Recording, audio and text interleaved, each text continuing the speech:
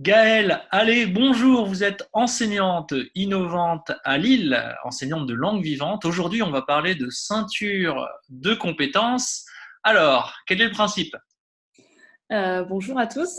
Alors, les ceintures de compétences. Donc, elles ont été créées par Fernand Ouvry, un pédagogue, mais aussi un judoka. Et il s'est donc à la base justement inspiré du système de ceinture du judo, donc dans lequel les enfants gagnent une ceinture et donc montent en grade. Un système qu'il a transféré donc à l'école et donc dans sa classe. Et les élèves, pour monter donc de grade et de ceinture, devaient maîtriser une série de compétences bien déterminées. Mhm. Voilà. Donc ça, on va dire que c'est le système, le fonctionnement de base, à l'origine. Voilà. Elles ont ensuite été développées dans différentes matières, et même très rapidement, en français, en histoire, en mathématiques. Et en langue, elles n'existaient pas. Donc avec mon collègue d'anglais de Lille, Sébastien Franc, nous avons créé et développé le système des ceintures de compétences en langue vivante. Donc lui en anglais et moi en espagnol. Un système donc qu'on a développé sur tout le cycle collège-lycée, de façon à pouvoir penser une progression croissante et complémentaire anglais et espagnol. Pour ça, on s'est tout simplement aidé du cadre européen commun de référence pour les langues, puisque dans le CECRL, on a déjà les paliers A1, A2, B1 et B2, mais aussi on a tous les descripteurs avec je suis capable de lire un texte court, je suis capable de comprendre des mots familiers. Voilà, Mhm. des descripteurs types qu'on trouve dans le CECRL et qui nous ont bien servi d'appui au moment de déterminer tous les paliers et les passages de ceinture. Est-ce que ça va pour l'instant? Oui? Oui, c'est très bien, ça va pour l'instant. Ok.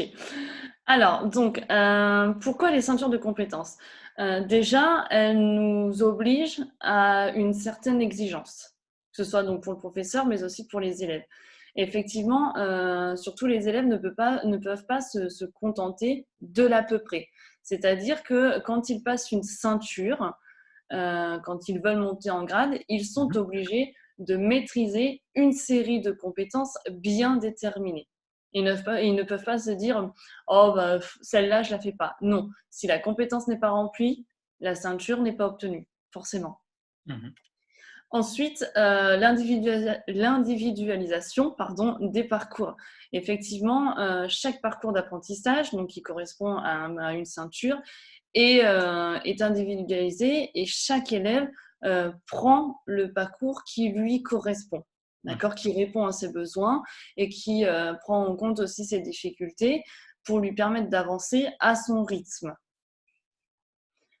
Et les ceintures nous permettent également de développer l'autonomie et la responsabilisation puisqu'ils sont responsables de leur parcours, c'est-à-dire que le professeur sort de sa position frontale et il les laisse choisir leur parcours.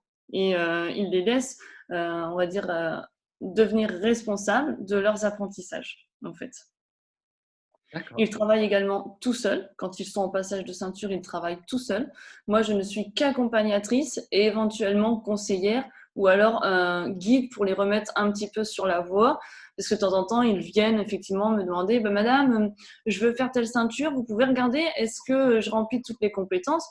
Donc là, effectivement, je m'installe avec eux et je leur dis bon, alors, on va faire un point ensemble. Est-ce que ça, c'est bon? Est-ce que ça, c'est bon? Effectivement, et quand on fait donc la checklist, ils se rendent compte ah ben celle-là j'ai oublié de la faire. Donc forcément, donc là, on les accompagne, on les guide et ils retournent à leur place pour faire la compétence manquante pour pouvoir donc obtenir la ceinture visée.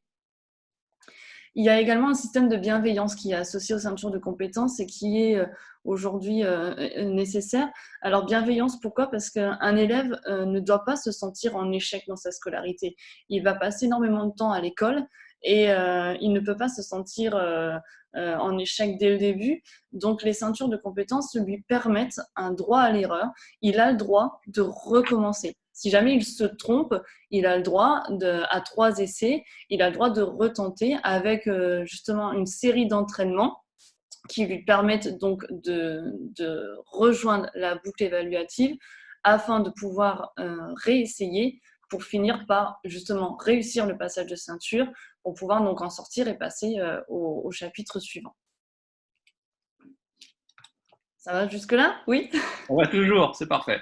Ça va toujours? Ok, d'accord, très bien. Euh, Alors, je ne sais plus ce que tu m'avais dit juste avant. On gagne également avec les ceintures de compétences en clarté et en lisibilité, que ce soit pour les élèves ou pour les parents. Alors, clarté et lisibilité, pourquoi? Tout simplement parce que les élèves peuvent avoir connaissance, et surtout ont conscience de ce à quoi leur note correspond. C'est-à-dire que quand un élève obtient 13, bon d'accord, ok, c'est 13, mais qu'est-ce qu'on met derrière ce 13? Là, avec les ceintures de compétences, on a justement une liste de compétences, voilà, une liste de savoir-faire qu'il a pu acquérir à travers ce passage de ceinture. Et donc, c'est beaucoup plus clair, et même les parents euh, peuvent avoir conscience de ce que leur enfant, de ce que leur enfant savent faire. Et est-ce qu'il y a des outils numériques qui permettent de mettre en place ce système de ceinture de compétences?